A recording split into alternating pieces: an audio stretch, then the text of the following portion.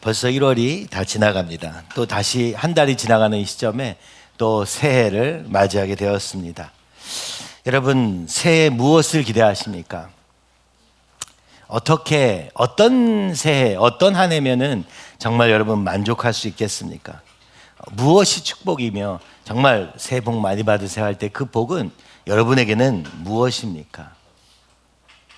또 만약 주님이 지금 여러분에게 너 무엇을 구하니? 라고 말한다면 여러분 무엇을 말씀하시겠습니까? 새해를 맞이하면서 우리는 막연한 기대, 뭐든지 잘 되고 뭐든지 문제가 없고 이런 막연한 기대로 시작할 수도 있을 것입니다. 또 어떤 사람들은 그렇죠? 당면한 문제 앞에서 괴로워하고 있을 수도 있습니다. 또 어떤 사람들은 수많은 시간들을 보내면서 전혀 새로울 것이 없는 이 땅에 아무 기대도 없이 또 새해를 맞이하기도 할 것 같습니다. 그러나 주님이 이 새해를 주신 것은 우리가 다시 주님 안에서 새롭게 되기를, 때와 절기를 통해서 다시 주님을 위한 새로움을 추구하기를 바라시는 줄 믿습니다. 오늘은 요한복음 6장에 의한 내용을 좀 보고 싶은데요. 6장을 통해서 주님이 계속 우리에게 말씀하시는 바가 무엇인가 여러분 보여집니다. 참 이것이 신기한 일이 아닐 수 없습니다. 우리가 영적으로 산다는 삶은 어떤 것입니까? 오늘 우리의 삶 속에서, 걸음 속에서 주님이 우리에게 지금 말씀하시는 바를 보게 되는 것입니다. 여러분, 이것이 어떻게 가능한가? 너무 막연하게 느껴집니까? 근데 여러분, 만약 우리 자신이 주님께 초점을 맞추고 있다면, 만약 우리 안에 있는 가득 차 있는 이것들을 좀 덜거내고, 그죠? 그냥 주님 앞에 서서 예수님을 믿음으로 말미암아 산다면 그때부터 조금씩 아주 구체적으로 보여지게 되는 것입니다. 이것이 얼마나 실제적인 것인지 여러분, 그것은 해본 사람만이 아는 것이죠. 믿음으로 기대하고 믿음으로 걸어가 보기 전에는 사실 그것을 알 수가 없는 것입니다. 요한복음 7장 그 두 팀을 보내면서 함께 기도하기 위해서, 그렇죠? 우리 이민우 형제가 비준비하신이라는 찬양을 오랫동안 불러왔다고 합니다. 주님이 구름을 보여주시고 아직 비가 오지 않았어요. 그러나 오늘 하늘로부터 내려오는 비를 구하겠다라는 마음 속에서 그 찬양을 불렀을 때, 그렇죠? 하나님이 길을 열어주신 것을 그가 경험했던 것을 들으면서 함께 찬양하기도 했습니다. 오늘 우리의 삶에 비를 준비하신 주님이 계시는 줄 믿습니다. 그 비가 당장 내리지 않더라도 말입니다. 구름 한 조각을 보고도 그 비가 올 것을 기대하며 믿음으로 바라보는 사람이 있는가 하면 이미 비가 내려도, 이미 비를 맞으면서도 이 비는 내가 내린 거라고 착각할 수도 있는 것 아닙니까? 그래서 우리의 믿음이 결부되지 않고는 주님이 준비하신 비가 온다 할지라도 내게 축복이 안 되는 것도 있는 것 같습니다. 어찌됐든 이 두 팀이 갑자기 이렇게 한순간에, 그죠? 우리 고병 목사님과 이재명 목사님이 둘 다 떠나가는 자리 속에서 주님이 우리에게 하실 일이 참 많구나 하는 생각을 제가 또한 했습니다. 이 작은 교회에 목사님이 3분이나 있는데 무엇을 위한 것인가? 그날 그런 생각도 해보았습니다. 주님이 우리에게 바라시는 것은 고작 해서 여기서 예배 드리는 것 전부가 아니라 우리의 삶이 어떻게 빛 대신 주님을 나타내는 삶으로 나아갈 걸음을 돕고 세워가는 일을 위해서 부르셨다는 생각이 들면서 그 날의 말씀을 보았습니다. 그 말씀은 이것이었습니다. 7장 17절, 사람이 하나님의 뜻으로 행하려 하면 이 교훈이 하나님께로부터 왔는지 내가 스스로 말함인지 알리라. 스스로 말하는 자는 자기 영광만 구하되 보내신 이의 영광을 구한 자는 참되니 구속에 불의가 없느니라. 그날 사실은 5분 정도도 되지 않는 시간 동안에 이 말씀을 보자마자 주님이 우리에게 얘기하고자 하시는 것, 이 교회를 통해 말씀하시고자 하는 것이 무엇인지 알 수 있었습니다. 그것은 무엇입니까? 첫 번째, 하나님의 뜻대로 행하려 하느냐 묻고 계시는 것입니다. 여러분의 인생을 하나님의 뜻대로 행하려고 하는 그 걸음을 시작하셨습니까? 아니면 하나님을 이용하고 그 하나님으로부터 오는 혜택만 누리려고 하는 삶, 그러니까 하나님의 뜻에는 전혀 관심 없는 삶을 살고자 하는가? 하나님의 뜻을 행하려 했던 걸음 속에서 온 걸음을 다시 기억해 보게 됩니다. 민우 형제가 교회에 와서 그죠? 그 가정의 깊은 영적 어두움에도 불구하고 주님을 만나고 기뻐하면서 나는 주님 위해서 어떻게 살 수 있을까라고 고민할 때, 그죠? 그때 우리 교회에 계셨던 전사님, 지금 목사님이 되셨지만 올림픽 선수촌에서 복음을 전하시던 목사님이 통해서 이 스포츠를 통해서 하나님이 어떻게 하실까를 들을 때 민우 형제가 제가 하겠습니다 라고 손들었습니다. 민우 형제는요, 체육교육과를 나온 게 아닙니다. 체육하고 관련 있는 삶을 살지도 않았어요. 심지어 AICPA를 공부하던, 그죠? 경제학과 학생이었고 그것에 계속해서 도전하고 있었던 걸음이었습니다. 그러나 다음 세대를 키우고 아이들에게 복음을 전할 수 있다, 이것을 붙잡고 시작했던 축구의 걸음이 오늘 여기까지 온 것을 여러분 아십니까? 저도 이상하다 생각했습니다. 뭐 전공과 비슷하기라도 해야, 그죠? 또 그것에 아주 굉장한 재능과 능력이 있는 그런 모습으로 준비되어 있던 것도 아닌데, 한 가지, 하나님이 이것을 원하신다 하는 걸음에서 시작했던 걸음. 그래서 하나님이 축구 선수들도 보내주시고, 그죠? 만나게 하시고 배우게도 하시고. 그러나 여러분, 그래서 축구를 아이들에게 축구 교식을 시작했지만 그 결과가 막 당장 어떤 결과가 나온 것은 아니었습니다. 그러나 10년 이상을 그 자리에 머물러서 그 한 가지를 붙잡고 여기까지 온 걸음에 오늘의 믿음의 고백이 생겼고 오늘의 하나님의 일하심을 보았다는 사실을 우리는 기억해야 합니다. 여러분, 이제 보는 것입니다. 사람이 하나님의 뜻으로 행하려면 이 교훈이 하나님께로부터 왔는지 내가 스스로 말함인지 알리라. 하나님의 뜻이라 믿고 걸어왔던 걸음이기 때문에 이 걸음을 걸을 때 나의 영광, 내 목표는 없었던 것이죠. 그 순수한 마음으로 반응하는 모습을 보면서 주님이 얼마나 기뻐하시는가 볼 수 있었습니다. 그가 무엇을 했느냐가 아니라 그 중심에서 하나님을 사모하는 그 마음을 주님이 기뻐 받으신 것이죠. 우리 인생에 무엇이 되느냐, 무엇을 하느냐가 하나님께 영광 돌리는 것이 아니라 우리 중심이 주님으로 말미암아 움직여지고 하나님의 뜻으로 말미암아 움직여지는가 아닌가가 가장 중요하다는 사실을 여러분 기억하시기 바랍니다. 그러나 그것을 우리는 알 수 없기 때문에 날마다 주님께 묻고, 그죠? 주님의 음성을 듣기 위해서 내 안에 가득하 있는 나로서는 도저히 들을 수 없기 때문에 날마다 자기를 부인하고, 그죠? 주님이 말씀하시는 것, 그 십자가를 지고 걸어가는 것 외에는 우리가 주님을 따를 길은 없습니다. 오늘 스스로 말하는 자는 자기 영광만 구한다. 이게 하나님 뜻일 거야 라고 생각하는 사람, 이 사람은 자기 영광을 구해서 비스무리한 형태를 또 취할 수 있다는 것을 알게 됩니다. 그래서 뭘 해봐야 됩니까? 순종해봐야 하는 것입니다. 그래요, 우리의 마음이 그렇게 깨끗한 마음이 아니어서 때로는 주님의 이름을 갖다 대고도 내 뜻을 구하기도 하는 것이죠. 근데 걸어가 보면 확연해집니다. 그 걸음 속에서의 고백과 그 걸음 속에서의 하나님과의 관계가 이루어지느냐 아니냐가 이게 원래 내 목적을 위해서 달려간 걸음인지 아닌지를 보게 되는 것이죠. 또 어떻게 됩니까? 압니까? 오늘 우리 교회 안에서 우리 믿음의 형제 자매들 가운데서, 그죠? 때로는 아무 큰 뜻 없이 했는데 사람들이 기뻐하기도 하고, 때로는 하나님의 뜻이라 확신하면서 가는데도 이건 아니라는 얘기를 듣게 되기도 하고, 그죠? 무슨 얘기입니까? 우리가 서로의 우리 안에 계신 성령님을 통하여서 내 뜻이 나의 영광을 위한 것인지 정말 주님을 위한 것인지 어떻게 합니까? 공동체 안에서 알게 된다는 것을 우리는 보게 됩니다. 여러분, 이제 또 보게 될 것입니다.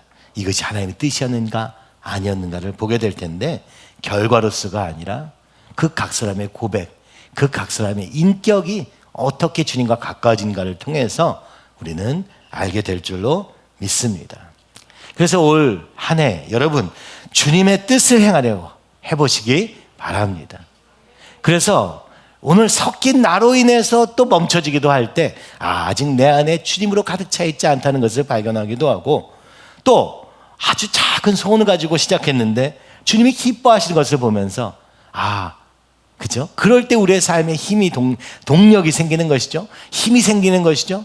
아, 이거 주님이 이 작은 일도 기뻐하시는구나 하면서 주님과 동행하는 걸음이 시작되기를 간절히 기도합니다. 오늘 이 말씀을 다 준비해 놓고 오늘 강석태 집사님이 찬양 인도하시는데 이미 다 얘기하시는 거예요. 그렇죠? 여러분, 참 이런 게 놀라운 일이라고 생각이 듭니다. 우리가 같은 말씀을 보면서 같은 성령 안에 있습니다만은 그것을 언제 확인합니까? 내가 생각했던 것과 우리 형제 자매가 생각하는 게 같을 때 확신을 받게 되는 것이죠. 성령 안에 있기 때문에 가능한 일이라 생각됩니다. 뒤에 찬양도 많이 골라놨는데 오늘 이 찬양 얼마나 놀랍게 잘 고르셨는지 이런 생각이 들었어요. 잘 골랐다는 것은 다른 게 아니라 이거 하나님이 지금 말씀하시는 거구나 싶었습니다. 수요일 날 새벽 설교를 하면서 주 없이 살 수 없는 찬양을 부를 때 제가 선곡한 것도 있었어요. 근데 우리 청년들이 이미 선곡해 왔기 때문에 다른 걸 할 필요가 없었습니다. 이 찬양을 부르는데 느껴졌습니다. 주님이 이 고백을 받으시기 원하시는구나. 그렇죠? 그리고 그 고백이 또 강석진 선생님께 연결되고 또 주일날 여러분도 같이 찬양할 수 있게 된 것, 이것은 우연이 아니라 지금 우리 가운데서 계신 주님께서 말씀하시는 바입니다. 넌 주 없이 살 수 있냐? 물으시는 것입니다. 오늘 우리에게 받으시기 원하시는 고백은 이것입니다. 주님 없이는 살 수 없습니다. 믿음이 없이는 하나님을 기쁘시게 할 수 없습니다. 그러므로 오늘 믿음으로 서기 원합니다. 이것이 지금 주님이 우리에게 이 새해에 받으시기 원하시는 고백인 줄 믿습니다. 그리고 이 내용이 또 6장에 있는 내용이기도 한데요. 우리 6장을 좀 성경을 펴도 좋고요. 쭉 보면서 오늘은 6장 전체에서 얘기하시는 것으로 우리 자신을 조금 돌아보면서 읽어봤으면 좋겠습니다. 이 6장의 오병이어의 기적은 지금 4번째 표적입니다. 2번째와 3번째 표적은 무엇이었습니까? 주님이 고치신다. 그렇죠? 그것을 보여주신 거예요. 그리고 4번째 표적은 무엇입니까? 오병이어로 5,000명을 먹고도 남게 하시는 놀라운 기적을 지금 요한이 설명하고 있는 것입니다. 여러분, 5,000명이 모여 있습니다. 식사 시간이 다 되었습니다. 먹을 것이 없습니다. 그래서 어떻게 해야 되냐고 제자들이 묻습니다. 그때 주님은 그 제자들을 시험하셨습니다. 그들이 그 떡이 없는 상황에서 어떻게 반응하는 것을 보셨습니다. 빌립은 머리가 굉장히 잘 돌아가는 사람입니다. 계산해 보니까 불가능합니다. 이렇게 나옵니다. 그렇죠? 벌써 계산해 보니까 안 돼. 끝. 이렇게 됩니다. 그런데 요거보다는 조금 더 나은 반응이 있는데 그 안드레입니다. 안드레는요, 계산만 한 게 아니고 조금 찾아도 본 거예요. 그죠? 그리고 오병이어를 가진 아이를 발견하게 됩니다. 굉장히 현실적인 사람이에요. 빌립은 계산적인 사람이고요. 미래를 딱 예측할 수 있어요. 딱 이렇게 될 것 같아요. 근데 안드레는 그래도 좀 찾아본 겁니다. 그래서 오병이어를 가진 아이를 발견하게 된 것이죠. 무슨 차이가 있습니까? 차이가 없습니다. 둘 다 이렇게 해보나 저렇게 해보나 불가능하다는 결론에 이르렀습니다. 그것을 보시고 그렇게 반응하도록 하시고 나서 예수님이 말씀하십니다. 앉아라. 앉게 해라. 앉는다는 것은 당시에 이제 이 중동 사람들은 지금 어떻게 밥 먹는지 아시죠? 반쯤 누워서 먹지 않습니까? 이렇게 누워서 밥을 먹잖아요. 그래서 지금 5,000명이 다 두루 누운 겁니다. 무슨 얘기입니까? 밥 먹을 준비를 하신 겁니다. 밥은 없는데, 먹을 건 없는데 먼저 앉게 하십니다. 그리고 하나님께 감사의 기도를 드립니다. 그렇죠? 그리고 오병이어의 사건이 일어난 것입니다. 이 사건을 경험한 모든 그 자리에 있던 사람들이 이는 참으로 세상에 오실 그 선지자라, 구약에 예언하셨던 그 메시아구나. 어떻게 알 수 있었습니까? 유대인들은 생각한 겁니다.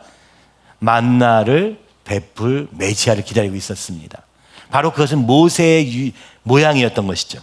모세를 통해서 하나님이 하늘에서 만나를 내리셨듯 메시아가 오시면 하늘에서 만나가 내려질 거라는 것을 그들은 알고 있었기 때문에 떡을 오병이어로 5,000명을 먹이신 예수님의 이 사건을 보면서 그 선지자 곧 엘리야, 모세, 구약의 바로 그 선지자구나 라고 그들은 확신하였습니다.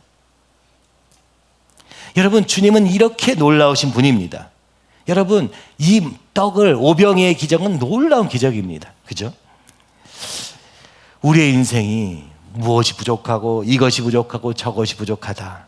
또 너무 풍요로워서 부족함을 더 느끼는 경우도 있지 않습니까? 지나가다 라디오를 듣다가 지금 여러분 이번에 우리 아이들 가는데요. 8시 반 비행기였어요. 여기서 몇 시에 떠나는지 아십니까?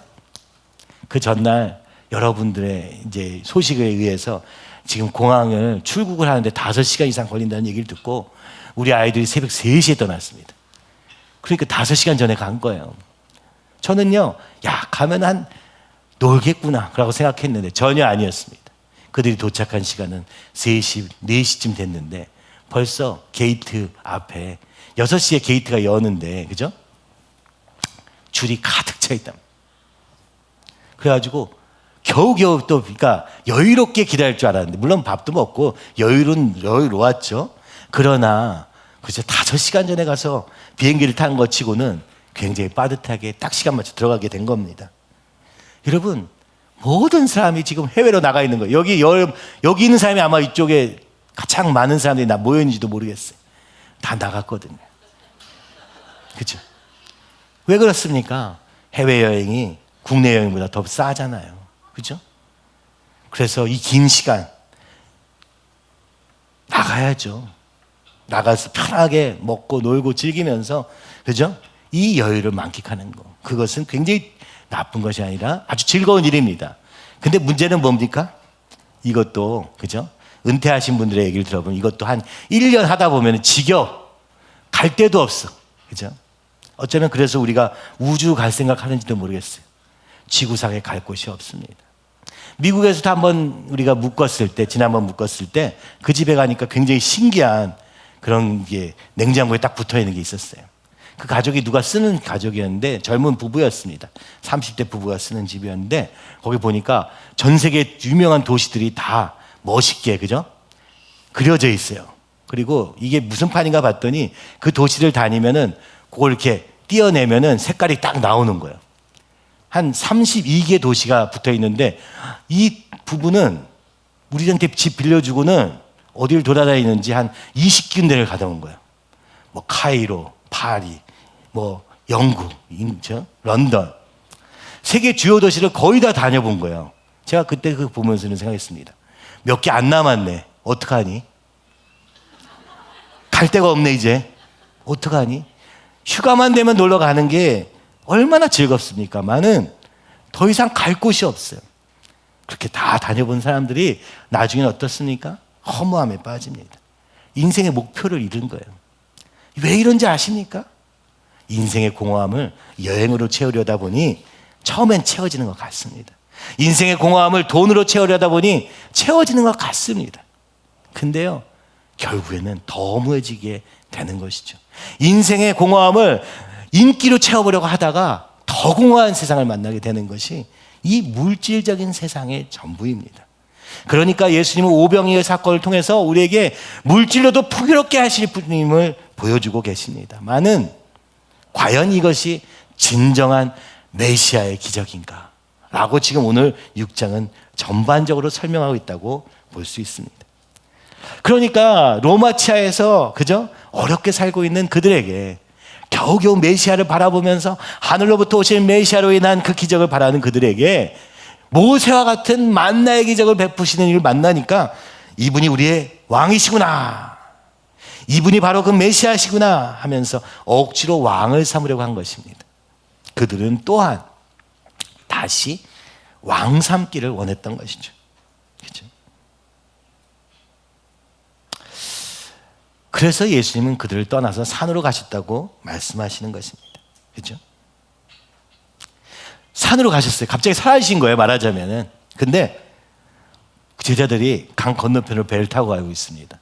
근데 예수님 여기 계셨잖아요. 제자들과 함께. 근데 여기 배를 타고 가는데 저쪽에서 누가 오십니다. 누굽니까? 다들 두려웠습니다. 누가 막 물 위에서 걸어와. 깜짝 놀랍니다. 건너편에서 건너오시는 예수님을 제자들이 먼저 만나고요.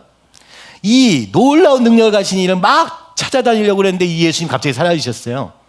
근데 어디 있습니까? 강 건너편에 있다는 소식을 듣고 다 우르르 몰려가가지고 그들이 말합니다. 라삐여, 언제 여기 오셨나이까? 아니, 그들이 찾고 찾더니 예수님 사라지셨다가 나타나셨어요. 여러분, 이 장면은요, 이게 공간 이동하신 예수님을 보여주고 계시는 거예요.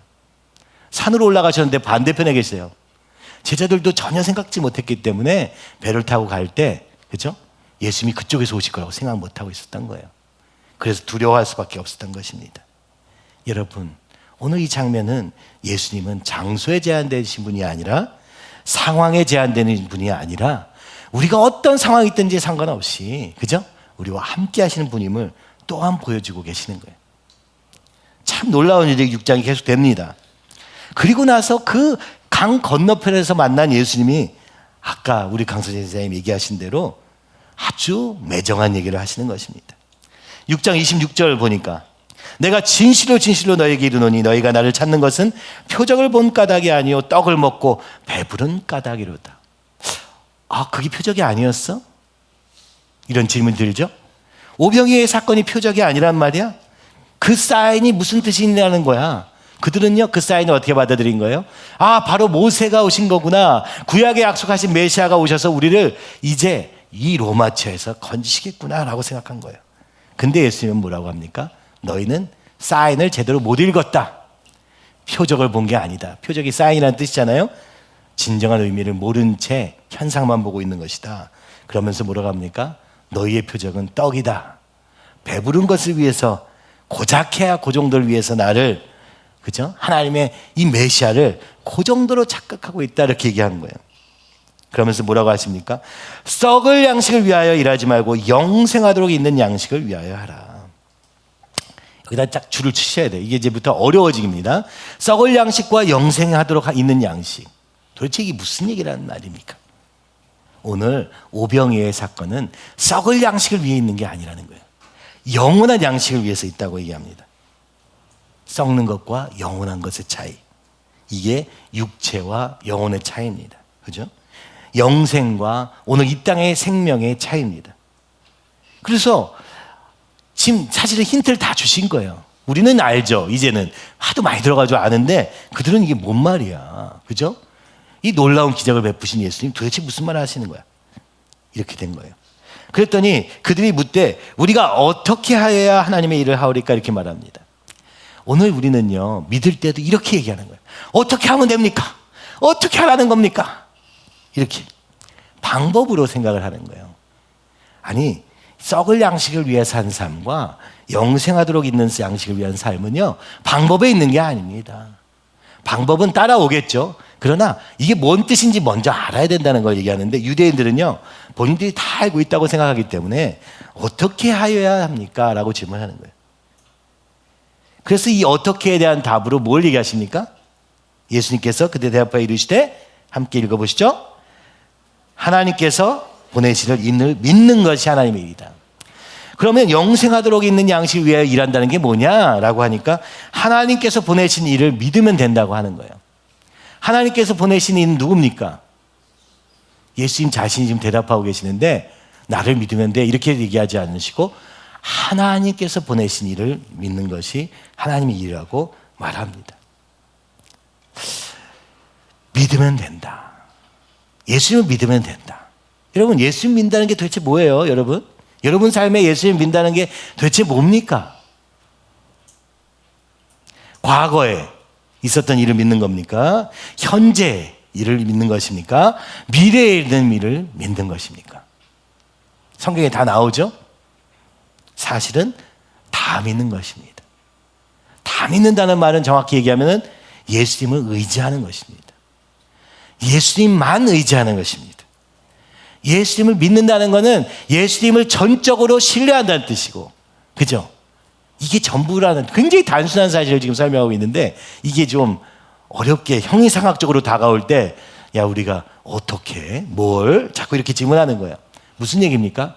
예수님을 믿으면 된다는 거예요. 그죠? 자, 그들이 묻되 그러면 자, 그 다음에 질문한 게 뭐예요? 이 유대인들의 질문. 이 질문을 보면은 우리의 생각에 무엇이 잘못되는지를 알 수 있는데요. 그들이 뭘 얘기합니까? 표적이 무엇입니까? 하시는 일이 무엇입니까? 그러면서 무슨 얘기를 합니까? 기록된 바 하늘에서 그들에게 떡을 주어 먹게 하였다함과 같이 우리 조상들은 광야에서 만나를 먹었나이다.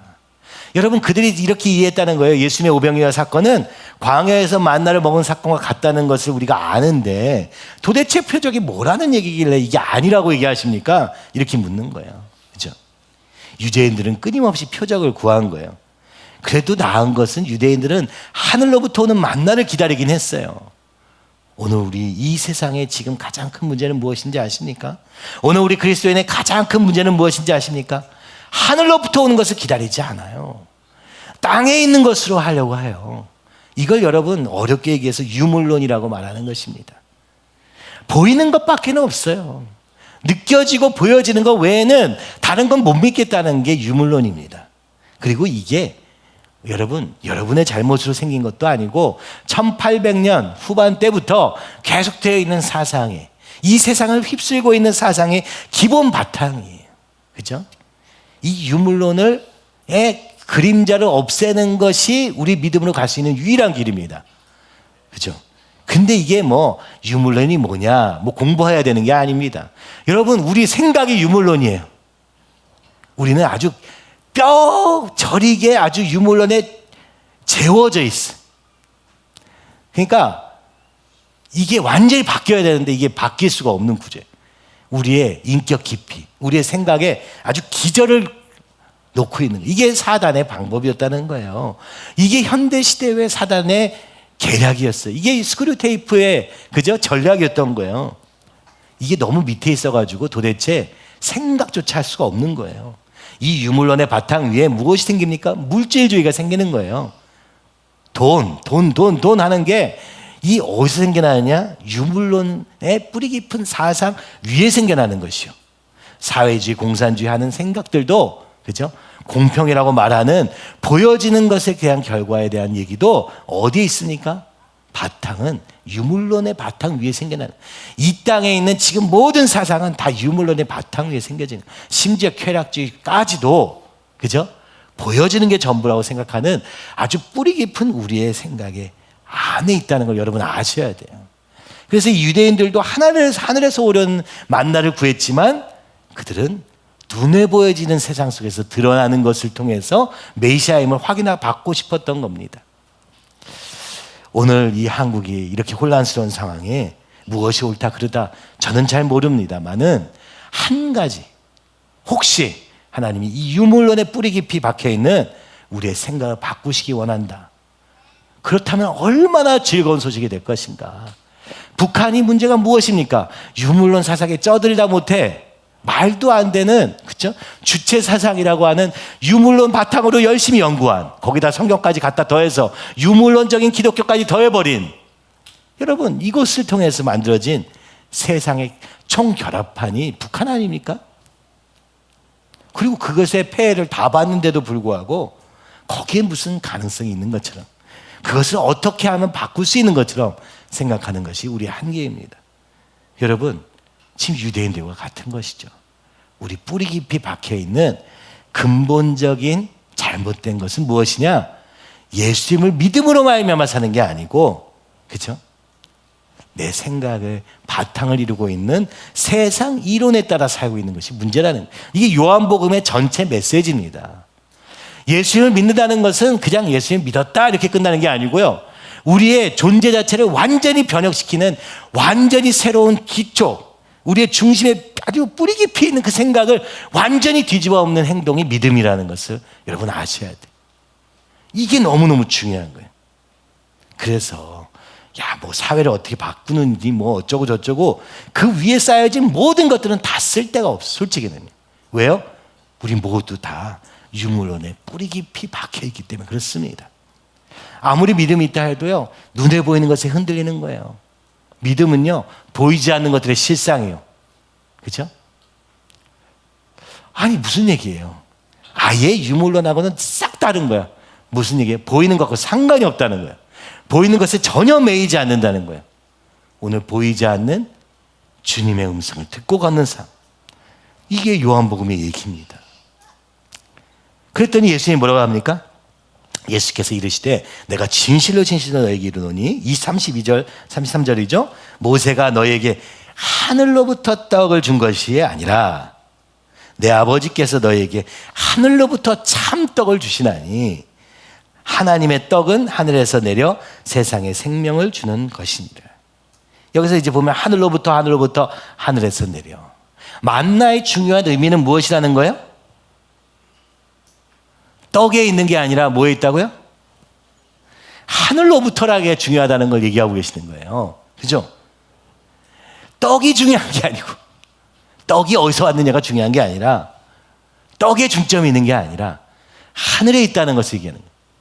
여러분, 이게 진짜 여기서 보면 되게 재밌어요. 아까 얘기했죠? 썩을 양식이 아니라 영생의 문제가 있고, 그죠? 떡에 있는 게 아니라 하늘로부터의 초점이 있다는 거예요. 그래서 하나님의 떡은 하늘에서 내려 세상에 뭘 줘요? 생명. 생명이 뭐예요? 다른 말로 하면 영생. 지금 하나님이 주시고자 하는 그 생명은 이 땅의 생명을 얘기하는 게 아니에요. 그래서 우리가 아까 보았던 것처럼 죽고자 하는 자는 살 것이요 살고자 하는 자는 죽을 것이다 할 때 이 생명은 두 개가 왔다 갔다 하지만 다른 생명이에요. 하늘의 생명이냐 땅의 생명이냐, 하늘로부터 오는 생명이냐 내가 태어난 이 생명이냐. 3장에서도 거듭나야 한다 할 때는, 야, 우리가 벌써 태어났는데 어떻게 다시 태어납니까? 이거는요, 이 태어남은, 이 생명은 하늘로부터 오는 생명을 우리가 영생이라고 말하는, 그렇죠? 영생은 영원한 생명, 미래의 생명이 아니고 하늘로부터 온 생명을 얘기하는 거라는 거예요. 이 구약을 잘 보면 이게 아주 분명합니다. 근데 오늘 신약만 본 우리는 영생하면은 나중에 죽어가지고 천국 가는 것만 생각하는 거예요. 그게 아니라 오늘 이 땅에 지금 살면서도 하늘로부터 오는 생명으로 살 수 있고요, 땅으로부터 오는 생명으로 살 수 있습니다. 땅으로부터 오는 생명이 육이고요, 하늘로부터 오는 생명이 영입니다. 이게 아주 분명히 신약에 쓰여져 있는 내용이에요. 그렇죠? 그랬더니 그들이 뭐라고 합니까? 주여 이 떡을 항상 우리에게 주소서. 저도 그런 떡을 먹기 원해요. 하늘로부터 오는 떡을 받기 원합니다. 이제 눈이 조금 하늘로 옮겨졌죠? 떡에서부터 하늘로 관점이 바뀝니다. 그때 예수님께서 딱 이렇게 말씀하십니다. 뭐라고 하십니까? 우리 한번 같이 읽어보시죠. 예수께서 이르시되 나는 생명의 떡이니 내게 오는 자는 결코 줄이지 아니할 터이요 나를 믿는 자는 영원히 목마르지 아니하리라. 아멘. 여러분, 주님은 생명의 떡입니다. 생명이, 떡은 뭐예요? 생명을 유지하는 근원이잖아요. 그게 이 생명을 얻으려면 어떻게 돼요? 떡을 먹어야 돼요. 그 떡이 누구예요? 예수님이에요. 예수님으로부터 우리는 생명을 얻는다, 이런 얘기예요. 한마디로 예수로부터 얻는 생명은요, 이 땅의 생명과 달라서 줄이지 않고 목마르지 않은 생명이 될 것이다. 이 생명이니까 이 땅에서 먹는 떡을 얘기하는 겁니까? 아니에요. 하늘로부터는 생명을 얘기하는 거예요. 영생의 말씀이 여기 계시면 이제 뒤에 나옵니다. 무슨 얘기예요? 이건 완전히 질적으로 다른 생명이라는 걸 여러분 아셔야 돼요. 그렇죠? 물론 주님은 이 땅의 떡도 주십니다. 육체의 떡도 공급하시는 분이에요. 그러나 하늘의 생명을 주시기 오신 분이라고 지금 얘기하고 계시는 거예요. 그러나 내가 너희에게 이르기를 너희는 나를 보고도 믿지 아니하는도다 하였느니라. 근데 이 생명의 떡 계신 예수님이 왔는데 믿지 않는 사람도 있다는 겁니다. 그래서 37절부터 또 나온 얘기가 있어요. 뭐예요? 아버지께서 내게 주시는 자는 다 내게로 올 것이요 내게 온 자는 내가 결코 내쫓지 아니하리라. 여러분, 생명의 떡에 오셨는데요, 예수님께 오는 사람이 있고 오지 않는 사람이 있고 믿는 사람이 있고 믿지 않는 사람이 있다는 거예요. 38절부터 말합니다. 내가 하늘에서 내려온 것은 내 뜻을 행하려 하며 나를 보내신 이의 뜻을 행하려 함이니라. 나를 보내신 하나님의 뜻을 내가 지금 하고 있는데 내가 너에게 전해준다. 그 뜻은 무엇이냐? 내게 주신 자 중에 내가 하나도 잃어버리지 아니하고 마지막 날에 다시 살리는 이것이니라. 하나님의 뜻은 무엇이냐? 뭐라고요? 첫 번째, 내게 주신 자 중에. 그렇죠? 하나님의 뜻은요, 하나님이 하신다는 거예요. 하나님이 주신 자 중에서 한 사람도 빼앗기지 않고 마지막 날에 영생의 생명을 주는 그것을 위해서 내가 왔다, 이렇게 설명하시는 거예요. 그렇죠? 그러면서 그 뜻을 한 번 더 설명합니다. 40절. 내 아버지의 뜻은, 함께 있습니다. 아들을 보고 믿는 자마다 영생을 얻는 이것이니 마지막 날에 내가 이를 다시 살리리. 아멘. 하나님 뜻은 뭐예요? 왜 나를 보내셨냐? 나를 보고 믿으라고. 예수님을 믿는 자는 영생을 얻게 될 것이요, 마지막 날에 부활의 생명으로 살아갈 것이다. 이거는요, 또 얘기하지만 이 마지막 날의 영생 부활은요, 우리가 죽은 다음에 일어난 일을 포함하고 있어요. 근데 그게 전부가 아니에요. 이거는 질적으로 다른 생명이 있느냐 없느냐의 차이. 마지막 날에는 우리가 죽어도 다시 사는 부활의 생명이 될 것이지만 오늘 지금 이 땅에서는 이 생명으로 사는 것입니다. 그죠?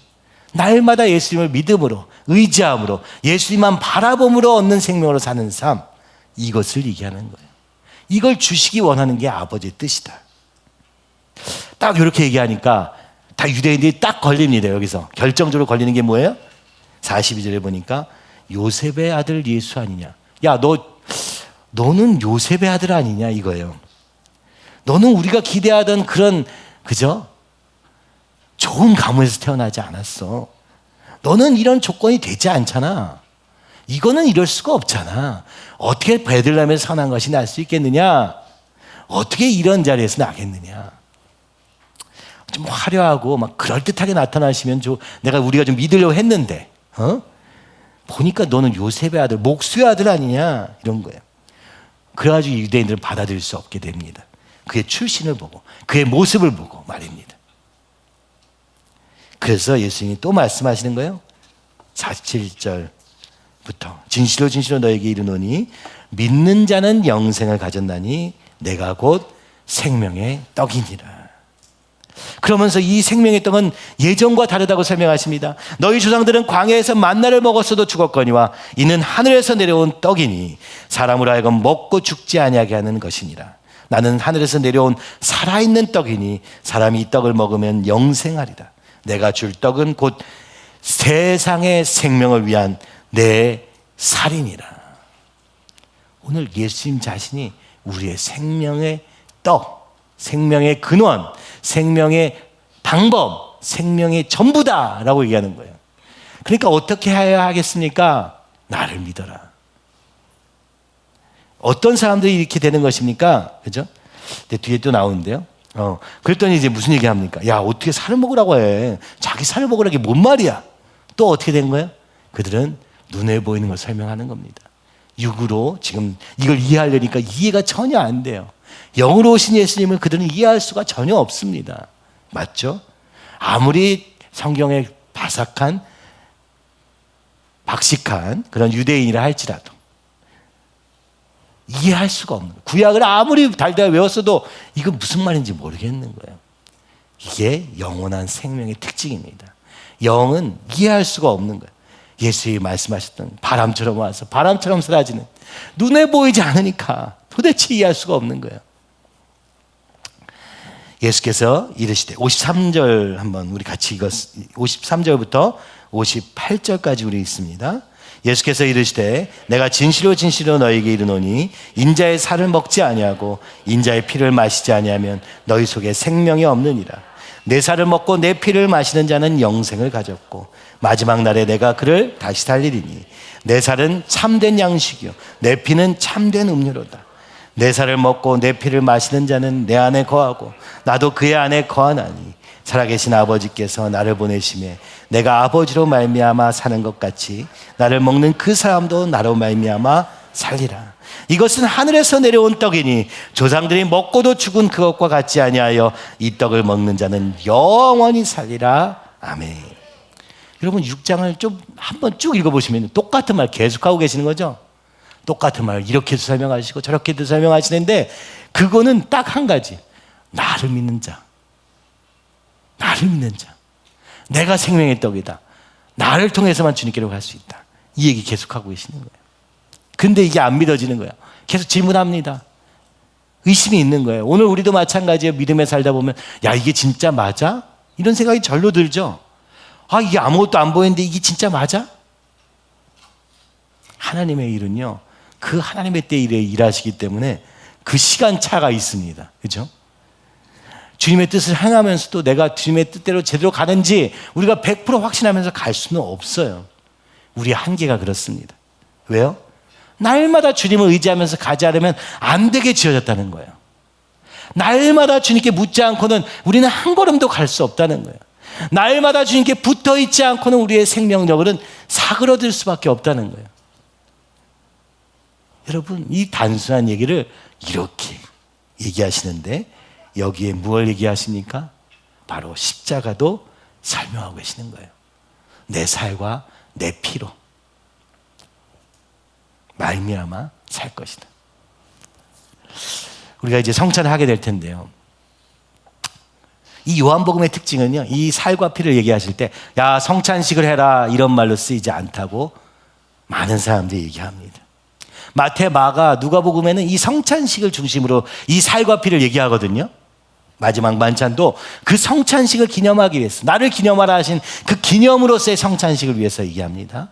또 가톨릭은 지금도 이 성찬식을 중요시해서 그 포도주가 예수님의 피기 때문에 한 방울이라도 떨어지면 지옥에 떨어진다고 믿기 때문에, 그죠?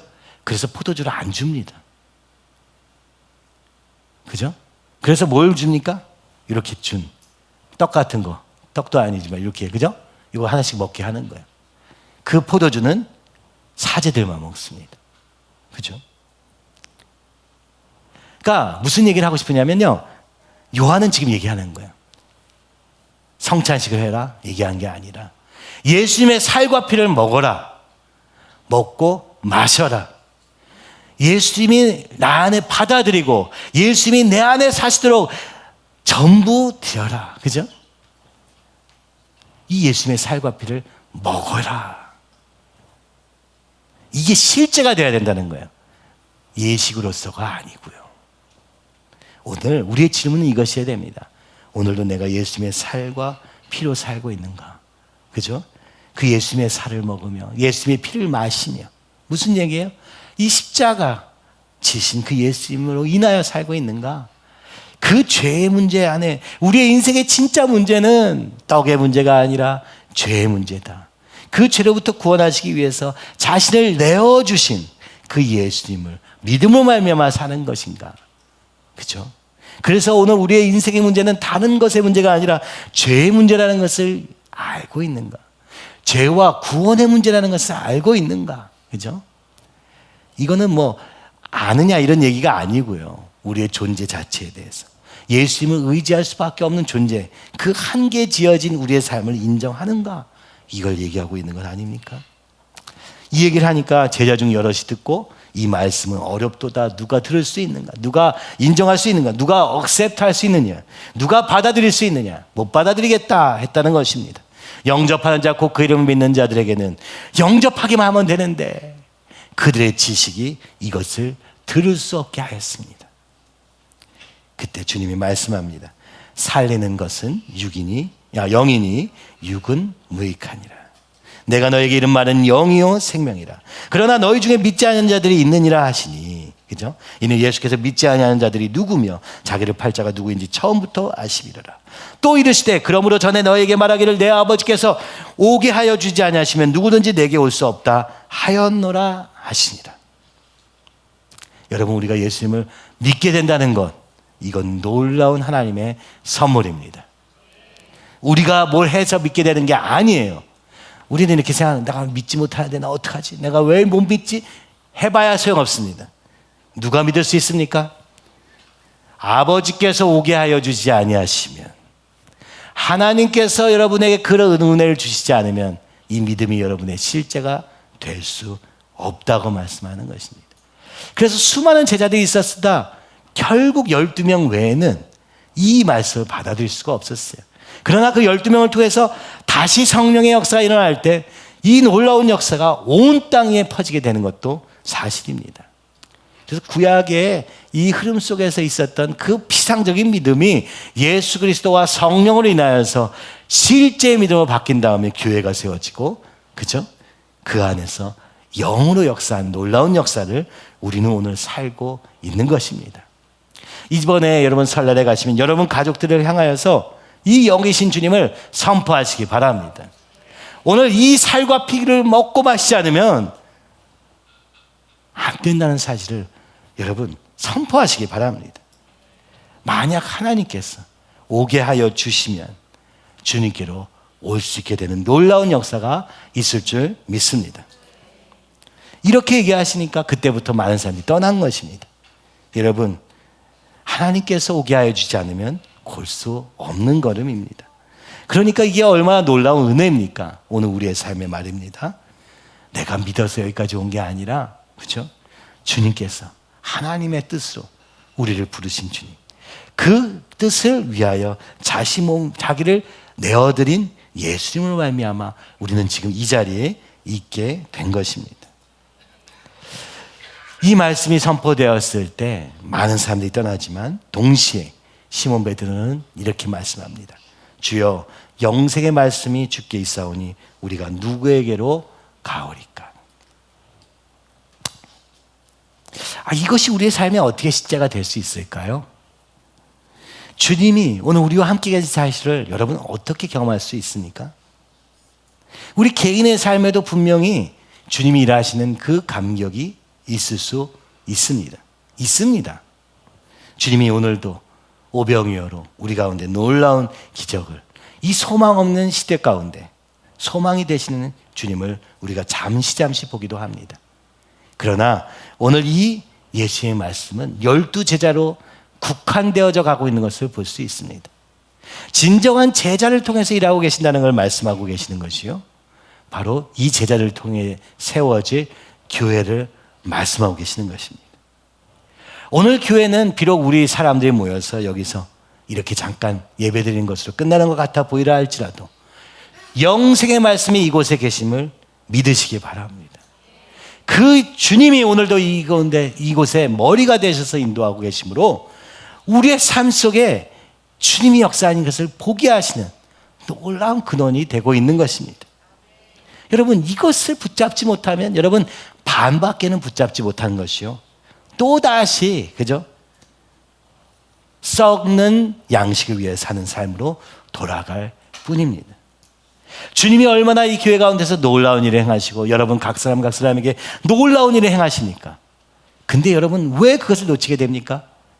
언제 이것을 놓치게 됩니까? 그것이 나의 것으로만 국한되기 시작할 때. 오병이어의 기적을 통해서 우리에게 모든 떡을 주시던 주님으로 시작하시지만 이것이 생명의 떡, 곧 예수 그리스도와 몸된 교회를 향한 것이라는 것을 깨닫기 전에는 이 놀라운 온전한 역사가 온전히 이루어질 수 없는 것입니다. 여러분, 이것을 깨닫는 것이 얼마나 중요한지 모릅니다. 저 개인의 삶에도 하나님이 역사하신 놀라운 순간들이 있었습니다. 그런 이야기들이, 그런 생각들이 그죠? 저에게 놀라운 간증으로 있기도 합니다. 그 회개의 순간들이 기억이 나고, 그 전함의 순간들이 기억이 나고, 사람들이 살아나는 것을 경험하기도 하고, 수많은 일들이 있었습니다. 그러나 여러분, 그보다 더 놀라운 일이 있습니다. 오늘 주님이 어떻게 교회 가운데서 일하시는가? 여러분, 그것보다 더 귀한 것이 없습니다. 이것을 어떻게 설명해야 할지 알지 못하겠으나, 그렇죠? 오늘 이 시대는 내 것을 뺏길까? 교회를 위하면 잘못된 게 아닌가? 온갖 자기 중심적인 생각에 또 그죠? 사로잡혀 있습니다. 그러나 영이신 주님을 만날 때 우리가 성령 안에서 하나 되는 경험을 통해서 우리가 보게 되는 것은 영생의 말씀이 주께 있사오니 우리가 누구에게로 가오리까? 이 믿음 없이 여러분의 삶이 실제적인 믿음의 삶을 살 가능성은 제가 볼 땐 별로 없습니다. 우리 교회는 약하여서 날마다 넘어지지 않습니까? 날마다 다시 육으로 돌아가고, 날마다 나에게로 돌아가고, 날마다 내 상황에 갇히게 되어버리지 않습니까? 출애굽기 16장 4절을 우리 한번 읽어보면 좋겠습니다. 그때 여호와께서 모세에게 이르시되, 보라, 내가 너희를 위하여 하늘에서 양식을 비같이 내리리니 내 백성이 나가서 일용할 것은 날마다 거둘 것이라. 이같이 하여 그들이 내 율법을 준행하나 아니하나 내가 시험하리라. 아멘. 그들이, 유대인들이 이 만나, 구약의 모세를 통해서 하늘에서 내려온 떡 만나를 사모합니다. 그러나 하다 보니 그들은 이 떡에 집중하고 있는 것을 보게 되죠. 심지어 이 만나를 내려주실 때에도 하나님은 이렇게 말씀하셨습니다. 이같이 하여 그들이 내 율법을 준행하나 아니하나 내가 시험하리라. 이 만나를 주신 목적은 우리가 먹고 사는 것에도 있지만 더 중요한 의미는 무엇입니까? 말씀대로 사는가? 하나님의 백성으로서 사는가? 하나님의 백성으로 산다는 게 무엇입니까? 그 하나님의 뜻을 따르는 자로 살 수 있는가? 그렇게 살 수 있는 순종의 인격이 되어 있는가? 그렇게 살 수 있는 순종의 사람이 되는가? 여러분, 순종의 사람이라는 것은 우리가 이해하기 쉽게 설명한 것이지 하나님의 백성인데 순종하지 않는 사람이 백성이 될 수 있습니까? 없습니다. 하나님의 자녀라는 것은 하나님의 뜻을 추구하는 자일 수밖에 없는 것입니다. 근데 내가 만약 다른 것을 추구하고 있다면 이것은 하나님의 백성이 아니라는 증거일 뿐이에요. 그러나 오늘날에는 하도 순종이라는 것이 불가능하게 느껴지니까 순종이라는 말을 더하는 것이죠. 순종은 당연한 것입니다. 오늘 우리가 하나님의 자녀라 하면서 하나님 뜻대로 살지 않을 수 있는가? 근데 이 하나님의 뜻을 어떻게 피상적으로 바꿔요? 내 나름대로 하나님 뜻을 정하니까. 그러니까 나는 순종하는 사람 같이 느껴지는 것이죠. 그러나 여러분, 지금 주님이 오늘 우리 가운데 뭐라고 말씀하시는 걸 본다면은 순종은 그때서야 비로소 어려워지는 것이고 그때서야 진정으로 내가 하나님의 백성인지 아닌지 분별할 수 있게 되는 것입니다. 이것을 위해서 교회가 존재하는 것입니다. 그렇죠? 더 좋은 설교와 더 좋은 프로그램은 여러분 더 많은 교회에 있습니다. 저는 우리가 그렇게 갈 교회라고 생각되지 않습니다. 그렇죠? 수많은 사람들에게 좋은 얘기와 인생에 필요한 정보를 주기 위해서가 아니라, 그렇죠? 오늘 이 가운데 거하시는 예수님, 오늘도 우리를 부르신 그 예수님, 그 부르심을 따라 가는 걸음으로 가지 않는다면 여러분 삶에 이 감격을 누리기는 어려운 것입니다. 오병이어 5,000명의 떡으로서 여러분 오병이어는 경험할지 몰라도 12제자, 정확히는 11제자죠. 제자 중에도 실패하는 자가 있을 수밖에 없는, 우리 인간의 모습으로는 도저히 갈 수 없는, 하나님의 온전하신 택하심이 없이는 온전하게 순종할 수 없는, 말씀과 성령이 아니고는 절대로 따라갈 수 없는 걸음을 우리는 갈 수 없습니다. 오늘 주님은 우리를 제자로 부르셨습니다. 제자들의 모임으로서의 교회를 원하십니다. 성령으로 말씀으로 인도함 받는 교회를 원하시는 것입니다. 그것이 아니라면 오늘 주님은 이 6장의 말씀을 굳이 하지 않으셨을 것입니다. 어중이 떠중이 모인 무리를, 500명의 무리를 원하지 않으셨고 120명의 문도가 아니라 오늘 12제자를 세우시기 위해서 오신 주님. 그러나 이 12제자 한 명은 또 탈락해요. 그죠? 참 이것도 의미하는 바가 크죠. 아무리 하나님의 은혜를 주셔도, 그죠? 떨어지는 자도 있다는 것을 보여주신 것입니다. 그러나 이 11명의 제자들, 또 다시 태워진 12명의 제자를 통해서 성령 충만하게 하시고, 그렇죠? 마태복음 28장에 있는 것처럼 너희가 모여서 기도하면 성령을 받아서 땅끝까지 가서 복음을 전하라, 그렇죠? 말씀하신 대로 다시 그 12명을 통해서 이 교회들을 세우셔서 여기까지 왔습니다. 여러분, 또 그러다가 예수님이 예전이 되어버리고 형식이 되어서 성찬으로 끝나버린, 그래서 이 성찬식을 할 때 우리의 중심이 너무나도 중요한 것입니다. 마태복음 11장 28절에 이렇게 말씀합니다. 우리 함께 같이 읽어보시죠. 수고하고 무거운 짐진 자들아 다 내게로 오라. 내가 너희를 쉬게 하리라. 나는 마음이 온유하고 겸손하니 나의 멍에를 메고 내게 배우라. 그리하면 너희 마음이 쉼을 얻으리니 이는 내 멍에는 쉽고 내 짐은 가벼움이라 하시니라. 아멘. 여러분, 우리는 28절만 외우려고 하죠. 수고하고 무거운 짐진 자들아 다 내게로 오라. 내가 너희를 쉬게 하리라. 맞습니다. 주님은 우리가 우리 힘으로 하려고 하는 모든 이 짐의 무게들을 쉬게 해주고 싶으세요. 그죠? 근데 그 다음이 있어요. 나는 마음이 온유하고 겸손하니 나의 멍에를 베고 내게 배우라. 무슨 얘기예요? 이제 내 안에 와서, 그죠? 예수님 앞에 우리의 모든 죄짐을 벗어버리고 그 다음 해야 될 게 있습니다. 멍에를 지는 삶입니다. 멍에를 지는 거예요. 매는 거예요. 무슨 얘기예요? 내가 그리스도인의 멍에를 지는 것입니다. 그렇습니다. 나는 예수님을 따르는 사람이다 라고 살아야 된다는 거예요. 그렇죠? 하나님이 우리 각자의 삶의 환경 속에서 이 멍에를 매라 말씀하십니다. 멍에라는 건 뭐예요? 이제 하나님의 백성으로 사는 것입니다. 그죠? 하나님의 자녀로 사는 것입니다. 그러면 너희 마음이 쉼을 얻어. 진정한 순종은요, 제자의 길까지 가야 거기서 진정한 평안이 누려진다는 것을 말씀하시는 것입니다. 야, 근데 우리는요, 이 멍에만 보면은, 아, 저거 힘들 것 같아. 저거는 내 마음대로 절대 못하게 할 것 같아. 저거는 꼭 나에게 뭔가 안 좋은 게 있을 것 같아. 이런 사단의 속임수에 넘어가서 이 멍에를 안 맵니다. 그러니까 어떻습니까? 삶의 평안이 없습니다. 여러분, 주님이 십자가의 길을 걸으라 할 때 십자가가 무거울 거라고 말씀하신 게 아니고요, 오늘 얘기하시는 것처럼 가볍다. 죄짐을 들고 살지 말고 하나님의 뜻을 향한 짐을 져라. 사명의 짐을 져라. 부르심의 짐을 져라. 이렇게 말씀하시는 거예요.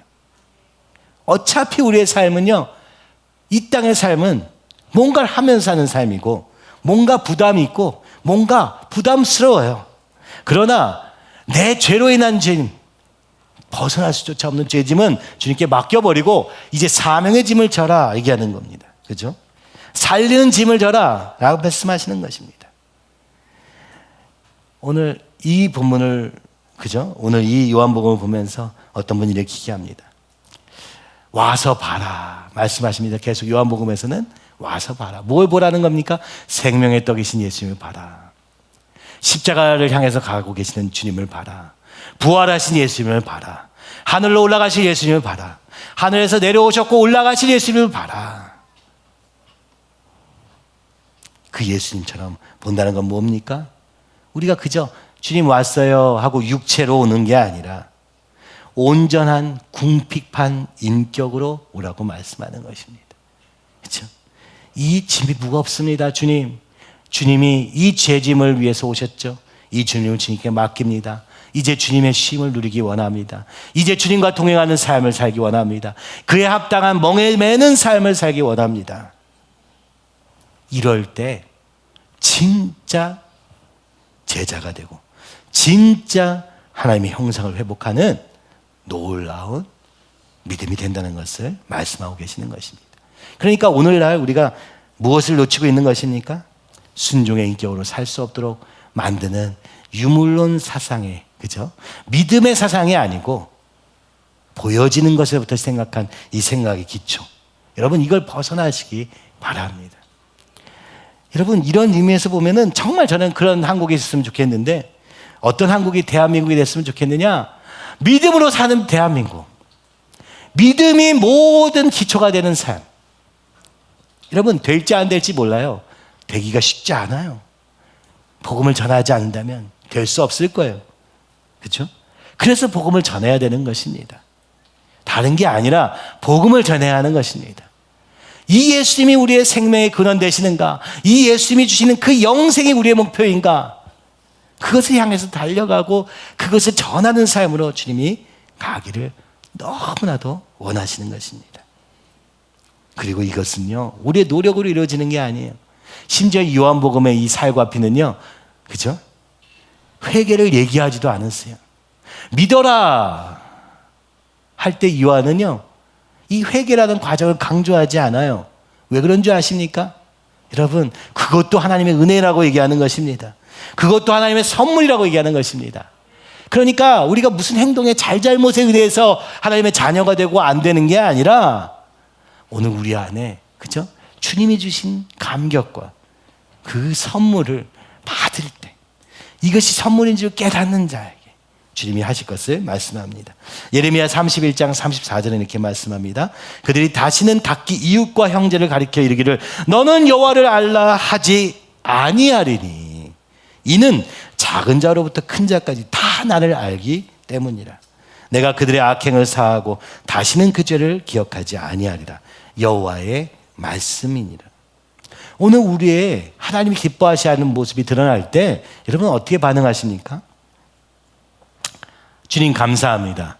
내가 이런 자인 줄 알고 있었고 주님 그것을 알게 하시니 감사합니다. 이제 주님의 것으로 채워주세요. 난 이것을 버립니다. 이게 회개입니다. 그죠? 그런데 요거를 안 해요.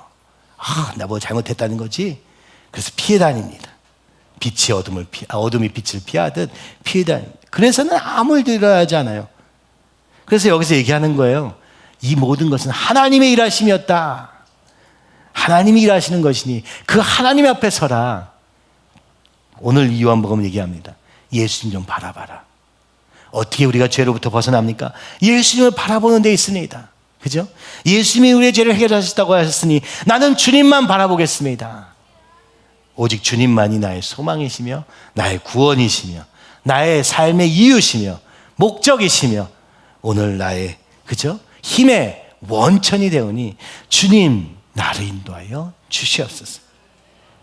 거기까지 가는 과정에 우리 안에 덕지덕지에 있는 그 쓰레기들을 버려야, 배설물로 버려라고 얘기하시는 게 회개의 과정인 것이죠.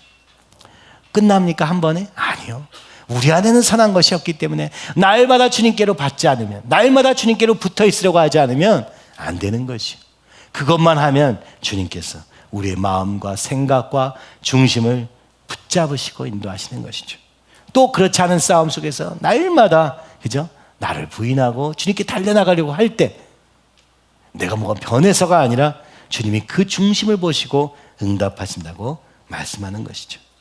오늘 요한복음에 예수님 말씀합니다. 내가 생명의 떡이다. 나에게로 와라. 나를 믿는 자는 그죠? 영생을 얻을 것이요. 하나님의 자녀가 될 것이요. 오늘 나를 통해서 너희가 지금까지의 삶과는 전혀 다른 삶으로 인도함을 받을 것이다. 그러므로 나를 바라봐라 이렇게 얘기하시는 거예요. 그러나 너희가 너희 가운데 믿지 않는 자들도 있다. 그런데 이것은 너희 소관이 아닌 걸 나도 안다.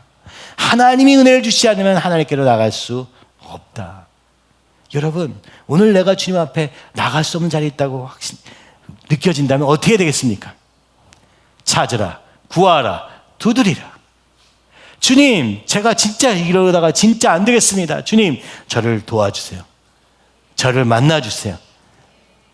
그럴 때 놀라운 역사가 일어나는 거예요. 그렇죠? 그럴 때 놀라운 역사가 일어나는 거예요.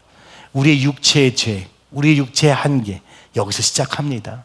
우리의 육체의 문제, 우리 현실의 문제, 상황, 사람 이런 것들로 인해서 우리가 시작하지만 어디까지 가야 됩니까? 저기까지 예수님으로 말미암아 살리라. 예수님과 함께 살리라 하는 데까지 가지 않으면 유대인들과 똑같이 그죠? 썩을 생명을 위해 사는 삶이 될 수밖에 없다고 오늘 요한은 우리에게 아주 강조해서 설명하고 있는 것입니다. 우리의 근본 문제는 육체의 문제가 아니라 보이는 것의 문제가 아니라 영의 문제다 말씀합니다. 오늘 예수님을 믿음으로 말미암아 예수님의 살과 피를 먹음으로 말미암아 먹고 마심으로 말미암아 전적인 의지함으로 말미암아 영으로 살게 된다. 육으로 태어났으나 영으로 살게 되는 놀라운 역사가 예수님을 통해서 일어날 수 있다고 말씀하시며 바로 이것이 하나님의 뜻이요 이것이 바로 하나님이 너에게 주시는 선물이다. 오늘 요한복음 6장은 우리에게 이렇게 설명하고 있습니다. 여러분 우리 다시 그 예수님만 바라보는 이 새해가 되기를 소원합니다. 우리가 믿음으로 사는 삶으로 온전히 바뀌기까지 그죠? 너무 많은 것들이 껴있어 시간이 좀 걸릴 거예요. 그러나 오늘 우리가 구할 수 있습니다. 주님 그런 한 해가 되기 원합니다.